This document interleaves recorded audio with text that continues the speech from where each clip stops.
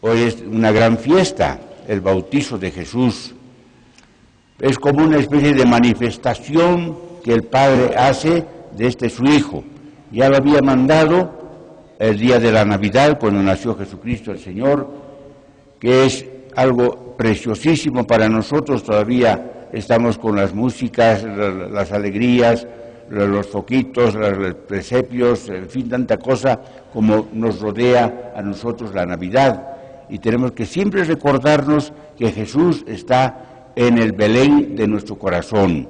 Eso es lo más importante y el regalo más grande que el Señor nos ha dado en el día de la Navidad, juntamente con la Epifanía, quiere decir con la presentación, manifestación de Jesucristo en el día de los Reyes Magos, donde todos también hemos ofrecido, juntamente con los magos, con los Reyes Magos, pues el oro, el incienso y la mirra, reconociendo en ese chiquitito, en ese pequeñito, en ese niño Jesús, a Dios mismo, pero también un hombre verdadero, y también una persona que era profeta, que profetizó algo grande con su ejemplo de estar ahí en un presepio, estar en una cunita, no de oro, ni de plata, ni de colchón flex, sino tal vez con espinas en su propio cuerpecito, cuando las pajas le estaban haciendo que él durmiera sobre pajas.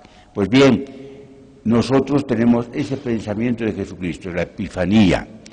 Pero también hay hoy en día este bautizo.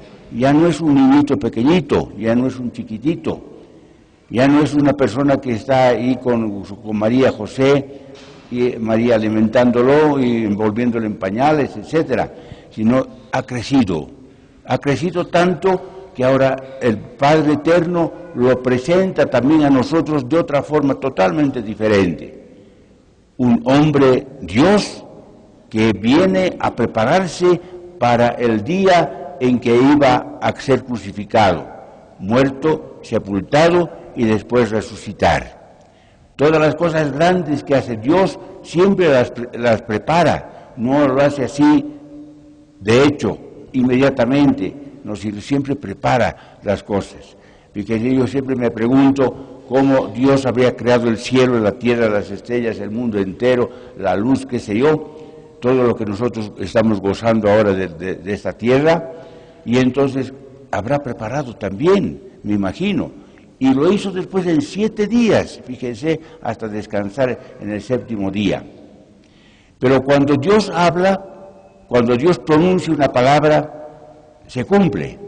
Por ejemplo, estaba todo oscuro y dice, hágase la luz, y apareció el sol. Dios no dice, ya voy a hacer, y dejamos así como las cosas más intrascendentes. No, esto era trascendente, era muy importante para Él darnos a nosotros la luz, el sol, la luna, etcétera, etcétera. Pues Dios cuando habla, cumple. Y en nuestra vida también pasa lo mismo. Por eso aquí en el profeta que hemos proclamado hoy en esta lectura de Isaías, está presentando a ese Jesucristo, a ese hombre que iba a venir, siervo de Dios, para 2 cosas importantes, dice aquí primeramente. Consuelen a mi pueblo, dice. O sea, la misión principal, fundamental, que Dios Padre envió a su Hijo Jesucristo, fue para consolarnos, porque estábamos atrapados por el pecado. Adán y Eva habían cometido el pecado, y nosotros estábamos con esa soberbia, avaricia, lujuria, ira, gula, envidia y pereza, todos estos vicios capitales que nos dejó como raíz en nuestro corazón, en nuestra propia vida. Y entonces Dios envía a su propio Hijo para consolarnos. No se preocupen, tranquilos, ustedes ánimo, crean en mí, crean en Dios, crean en mi palabra, crean aquello que a Jesucristo, a mi Hijo que lo voy a mandar para salvar, para cambiar todos los vicios capitales en virtudes. La segunda parte que dice Isaías también aquí en la lectura, dice, una voz, dice, proclama, preparen en el desierto el camino del Señor. Por eso lo mandó a Juan, primo de Jesús, para preparar en el desierto ese camino de salvación para cada uno de nosotros. Entonces también nosotros cuando nos bautizamos, cuando nosotros recibimos los sacramentos, también nos preparamos en ese desierto que muchas veces nosotros tenemos en nuestro corazón, esa aridez frente a Dios, porque a veces podemos desconfiar muchas veces de Dios, cómo será, dónde estará, qué será, por qué no me manda enseguida la solución de mis cosas, ¿será que existe? Podemos poner, ¿no? O podemos preguntarnos por qué hay tantos niños que mueren, en fin, así en accidentes, lo que sea. Bueno, tanta cosa que podemos interrogarnos. Pues Él nos va preparando en este nuestro desierto un camino, ¿de quién? Del Señor. Y después cuando Jesús ya viene a predicar la palabra del Señor, dice, yo soy el camino, la verdad y la vida. Entonces tenemos que agarrarnos a Él, esa es la conclusión. Y la tercera partecita de este profeta Isaías, al final ya de aquí dice, qué hermoso, fíjense, dice, como un pastor, Él apacienta su rebaño. Y ahora viene una cosa bien interesante, dice, los reúne con su brazo, el brazo poderoso de Dios.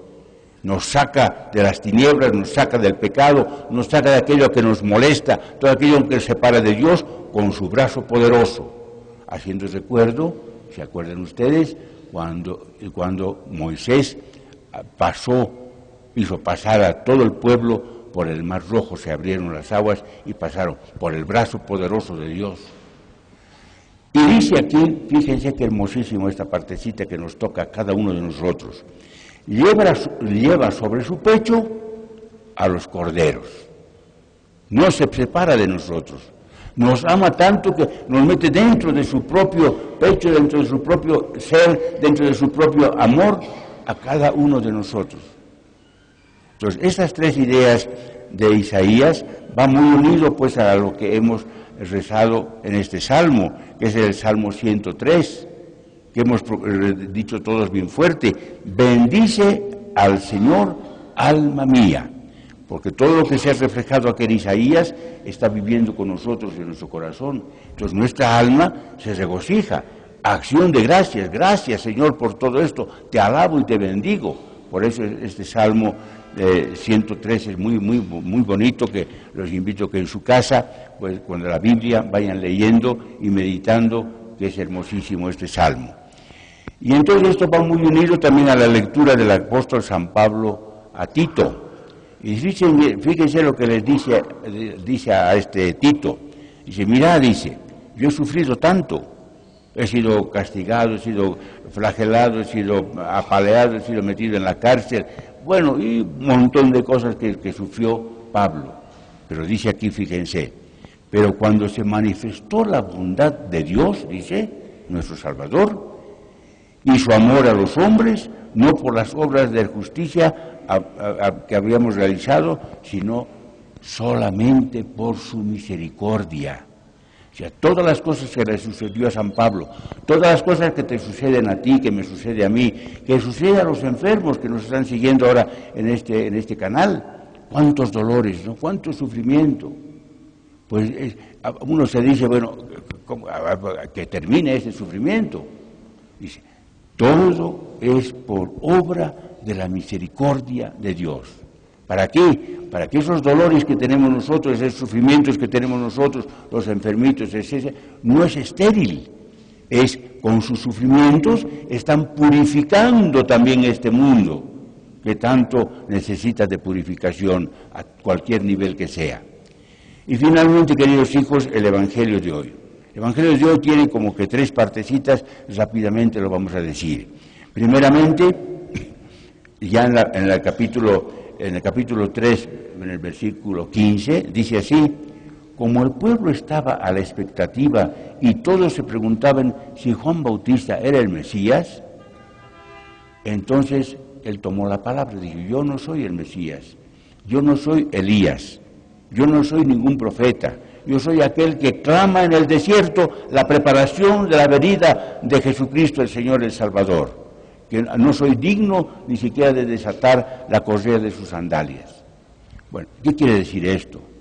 Pues fíjense que la gente cuando escuchó que había nacido un personaje, Juan, fueron corriendo donde él, además estaba bautizando. Dice, ese es el Mesías. Entonces estaban en expectativa.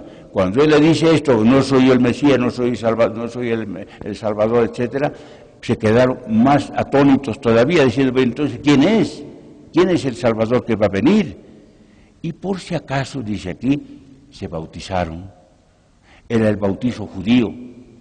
Pero cuando viene Jesucristo, el Señor, manifestación de Dios, de su Padre, cambia la tortilla, disculpen la palabra.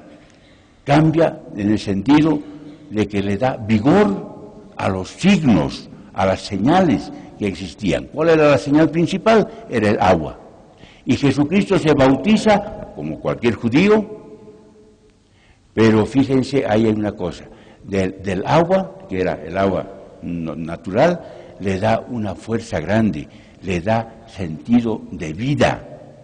El agua sirve para purificar, el agua sirve para beber, el agua sirve para regar, da vida el agua. Y esa agua de la pila, ¿no? del río, pues le da otro valor muy diferente, le da el valor de que ahí está la salvación. Y por eso nosotros, cuando ya crecemos, cuando somos niñitos, cuando hemos nacido, nos bautizamos con agua, porque nos da la vida, nos da la fe esa agua, por el poder que le ha dado Jesucristo al Señor al entrar en las aguas del Jordán. Hoy, no sé si ustedes han tenido la ocasión de escuchar o ver por la televisión, bien tempranito, una cosa que me llamó mucho la atención. El Papa Francisco ha bautizado a 26 niños allí en el Vaticano, ¿no? En la Capilla Sistina, con todas las ceremonias que se hace en un bautizo, porque todas las ceremonias de nuestro bautizo tienen signos de la presencia de Dios en nuestra vida, pero particularmente con tres cosas. Uno, con el agua, que hemos dicho; otro, con el crisma, que es precisamente cuando nos da poder a una guaguita cuando se bautiza, de ser sacerdote, profeta y rey, como todos nosotros los bautizados.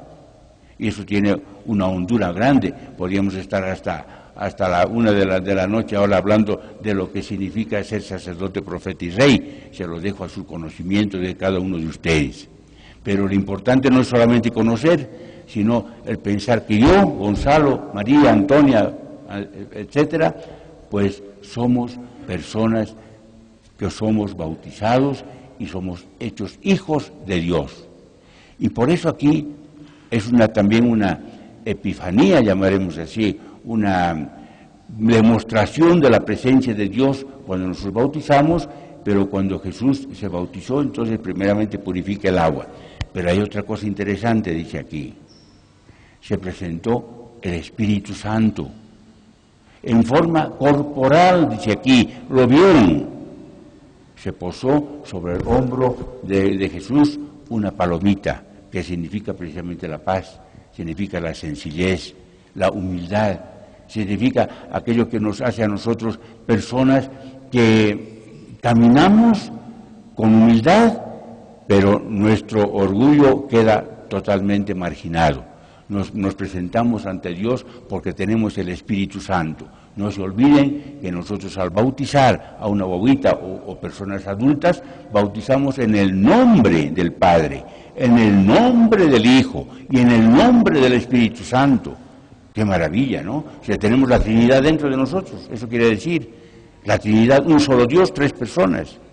¡Qué fantástico!, ¿no? Es para estar alabando todo el día a Jesucristo, al Señor y a Dios Padre. Pero no solamente eso, fíjense que se abrió el cielo, dice, y entonces el Espíritu Santo bajó en forma de una voz fuerte, potente, que era del Padre. ¿Y qué le dijo? Dice, este es mi Hijo muy querido, en quien yo tengo puesta toda mi predilección. ¡Qué fantástico! Pues toda la predilección de Dios está en que este Jesucristo, el siervo de Dios, venía a servirnos a cada uno de nosotros. Entonces, Dios Padre, con una satisfacción grande, envió a su Hijo Jesucristo. Él es el Salvador, Él es el Mesías, crean en Él, dice aquí. Pues yo les deseo, queridos hijos, que en este día del bautismo de Jesús entremos dentro de nosotros mismos, le agradezcamos al Señor y decimos: Señor, oye, soy hijo, soy hija tuya, tuyo. No es un titulito, es que somos hijos de Dios. Y cuando nosotros ya muramos, cuando nos entreguemos al Padre, cuando el Señor nos lleve, Dios siempre se acuerda de nosotros, porque este es mi hijo, esta es mi hija. Entonces yo a mi hijo, a mi hija, quiero darle todo lo mejor, y quiero que es lo mejor que nos va a dar a nosotros, el reino eterno. Para toda la vida, ser amados por Dios. Un aplauso para todos los bautizados.